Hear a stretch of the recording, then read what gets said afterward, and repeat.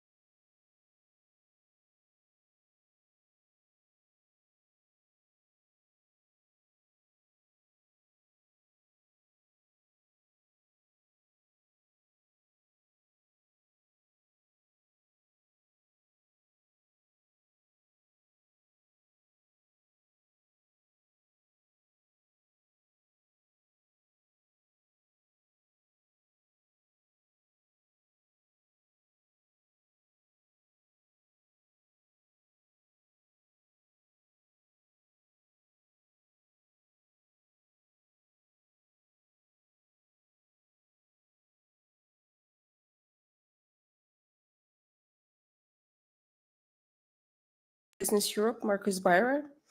And let me immediately give the floor to President Costa. Eh bien, bonjour. Good afternoon, Ursula, dear Esther, dear Fredrik. Bien, on a terminé maintenant. Yes, the social summit has now come to an end. It's a very important event in the life of our union. We come closer to our citizens and our societies, and this social dialogue is very important when deciding what public policy will be in Europe. And with this is how we can ensure that in EU policy making, the views of our social partners are taken into account. Thank you to the ETUC, representatives of Business Europe and other social partners. Thank you for this really important event, which is part of our pillar of social rights and also an integral part of our European social model of our social market economy. Now, tomorrow, the European Council will be devoted to competitiveness. Competitiveness is key in order to ensure shared prosperity, in order to ensure quality jobs, but also to protect our values and to support our collective defense efforts. Now, it's clear to one and all that a precondition for competitiveness means that we have to bolster our security internally and externally. We need that for competitiveness. But in order to bolster competitiveness, we have to reduce bureaucracy, we have to reduce energy costs, we have to invest more and more in education, in skills, in research and innovation. And ultimately, we have to conclude the internal market, in particular the capital markets union. And we also need to have a raft of trade treaties that allow us to expand our export markets, but also to ensure our value chains. The European Commission has just made a proposal following on from the Draghi and Letta reports. They presented the competitiveness compass, and now they're coming out with the specific proposals that will enable us to boost our competitiveness. It's now for us at the European Council to provide the political support to this effort. and to ask the co-legislators, the Council and the Parliament, to look at the measures that we need to bolster our competitiveness. So thank you to each and every one of you for your input. Madam President. Thank you, Antonio, dear Esther, dear Fredrik. Thank you for a very successful tripartite summit. It comes just 2 weeks after signing our new pact for a European social dialogue.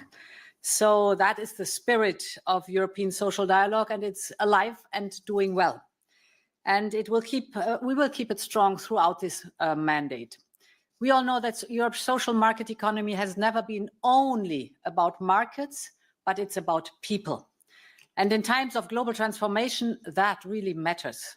We can only boost Europe's competitive edge and ensure that no one is left behind if all of us work very closely together.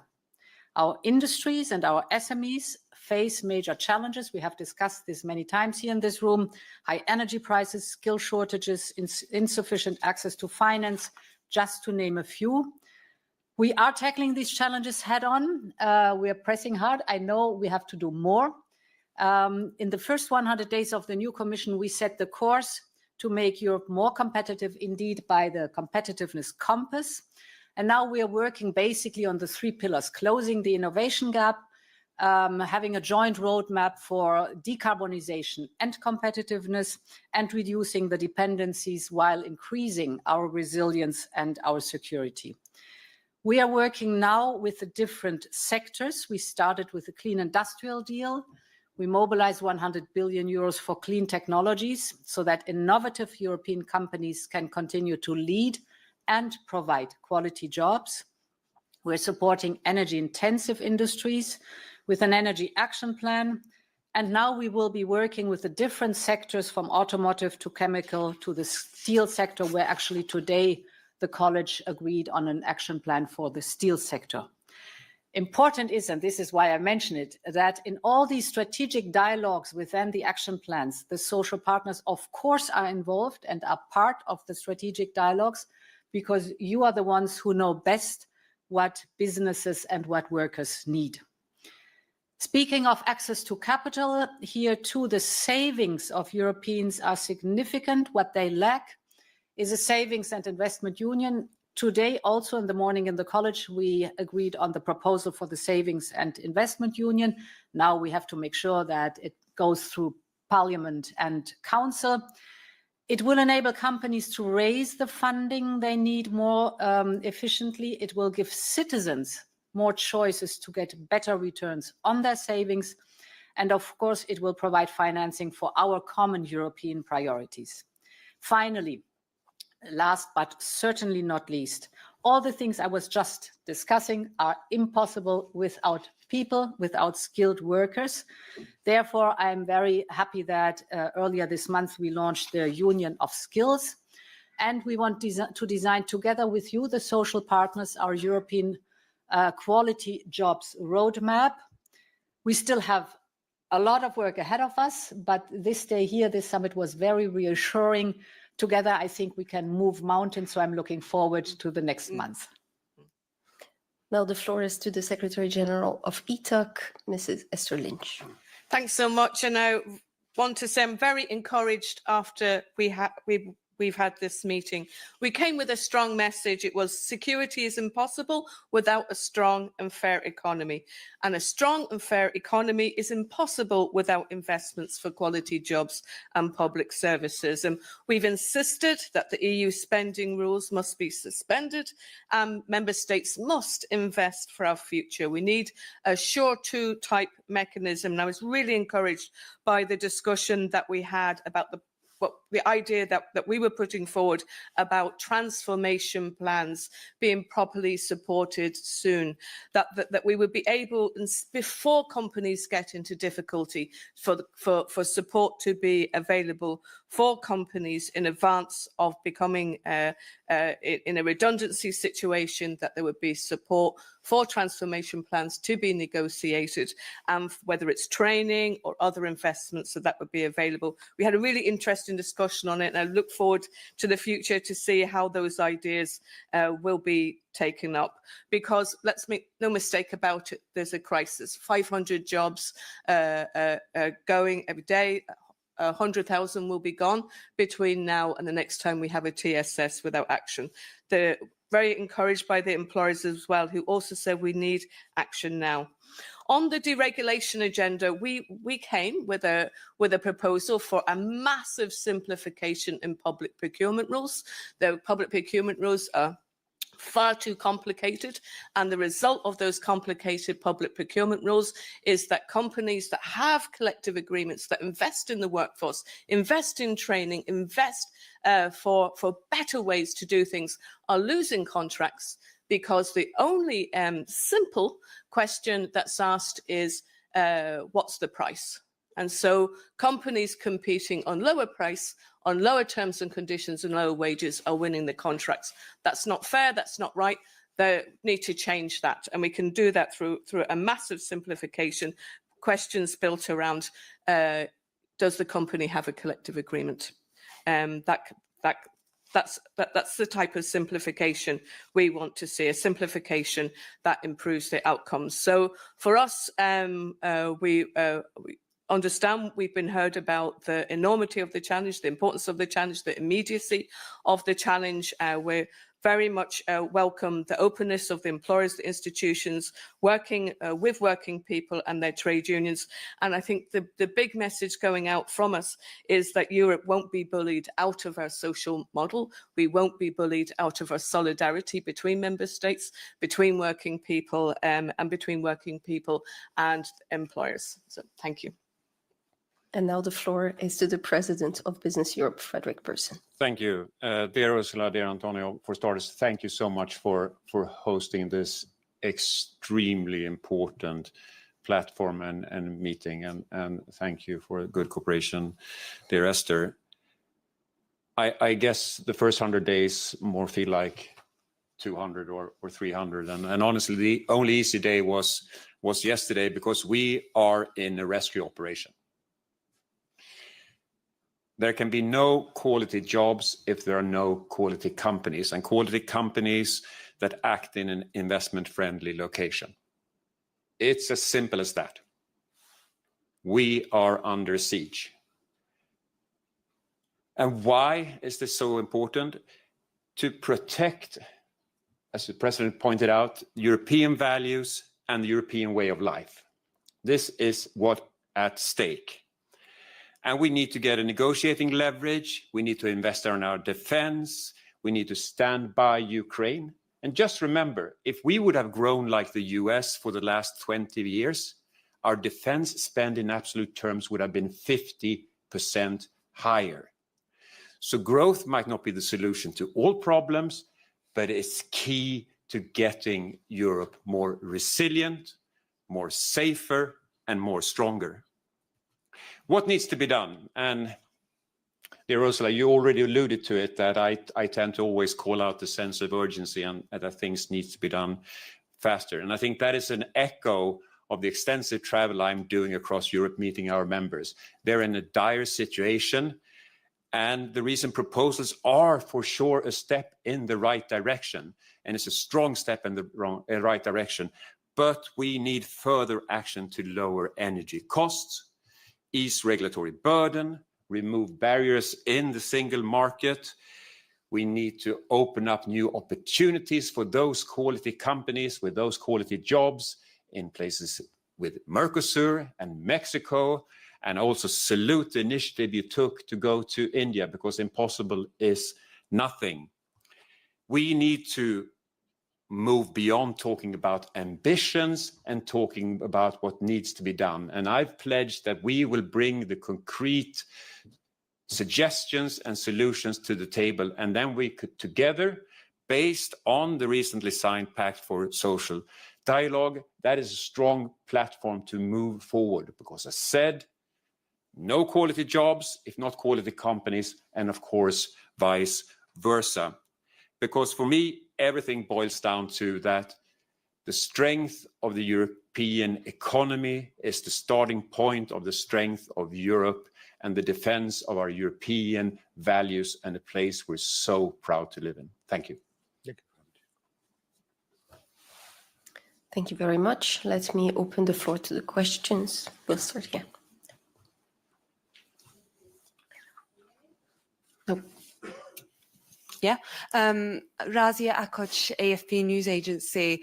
Since you're talking a lot about defence, I'm hoping I can somehow swing this question in. Today we've had the news that the mayor of Istanbul has been detained in Turkey, which is an EU candidate country.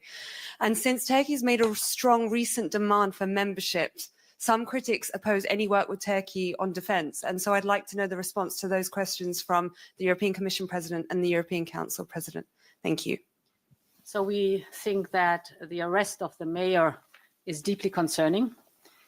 As a Council of Europe member that Turkey is and an EU candidate country, Turkey must uphold the democratic values, especially the rights of elected officials. So we want Turkey to remain anchored to Europe, but this requires a clear commitment to democratic norms and practices, and it is key that Turkey respects these fundamental principles. I fully agree with the President of the European Commission. Thank you. Anna? Hi, Anna Buch from La Vanguardia. Still on defense, I would like to ask Mr. President Costa and President von der Leyen on the partial Ukrainian ceasefire. I would like to know if you rule out stop sending weapons to Ukraine in order to facilitate peace as Kremlin demands, and if you have doubts about this deal after last night attacks on Ukrainian civilian infrastructure. Thank you. Well, I hope that the call yesterday was a step for a comprehensive, just and lasting peace in Ukraine. No one more than Ukrainians want peace, and we are supporting Ukraine. We have been supporting Ukraine since day one, and we will continue to support Ukraine now, in future negotiations, and especially in peacetime when Ukraine became a member state of the European Union. I have a call now with President Zelensky, and I will debrief the Council tomorrow, but we will remain supporting Ukraine, as we have done since day one. I have exactly the same position. Oh. It's a tripartite dialogue. Okay. A final question to Susanna. Thank you. It's a kind of follow-up because President von der Leyen proposed this readiness 2030.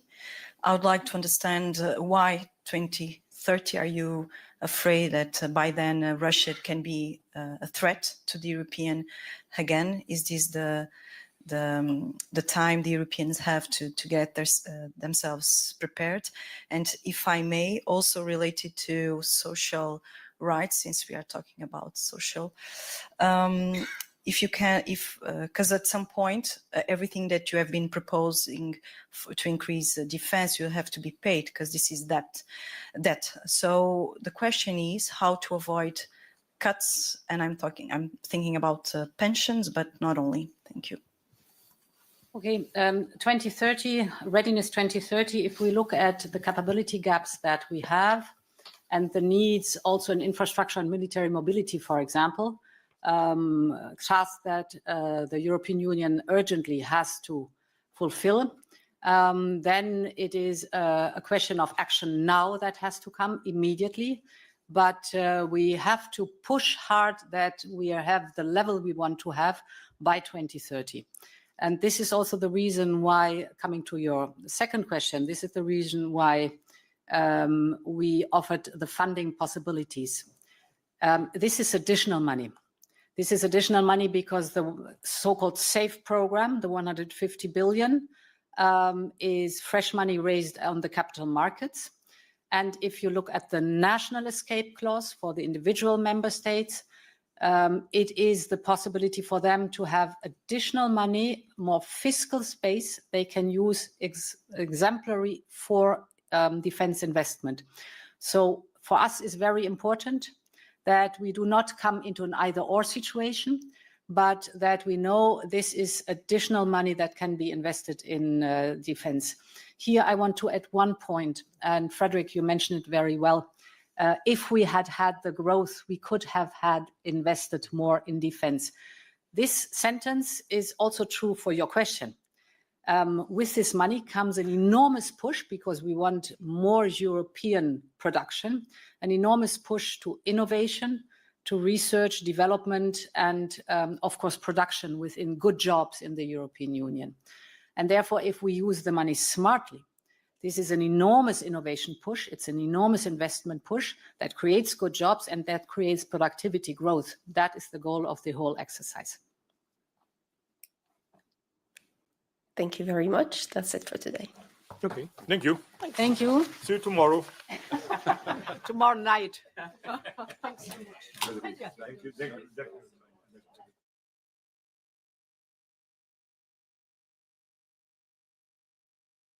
you.